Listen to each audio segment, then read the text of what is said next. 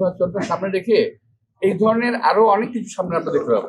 শ্রেণীর লোক চাচ্ছে যাতে নির্বাচন না হয়। এই কথাটা আমি কিছুদিন আগে শুনেছিলাম যে টার্গেট করে কিছু লোককে হামলা করা হবে।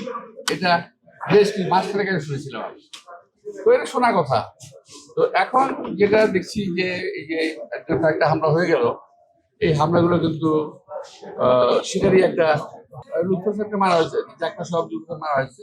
আমি তার তীব্র নিন্দা করছি, কিন্তু এই হামলাগুলো সরকারকে এখন দেখা দরকার করতে হচ্ছে। যদি না হয় আমরা বুঝবো যে সরকার বোধহয় ধরে রাখতে পারছে না, তাদের কমান্ড ধরে রাখতে পারছে না।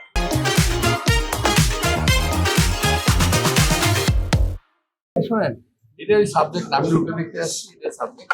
তবুও যেহেতু পত্রিকা আমিও দেখলাম বিভিন্ন ভাঙচুর হয়েছে, মাজার মাজার তারপর সব ভাঙচুর করা হয়েছে, এগুলো আসলে বিচ্ছিন্ন কিছু না। নির্বাচনটা সামনে রেখে এই ধরনের আরো অনেক কিছু সামনে আমরা দেখতে পাবো, যাতে নির্বাচনটা না হয়। একটা শ্রেণীর লোক চাচ্ছে যাতে নির্বাচন না হয়।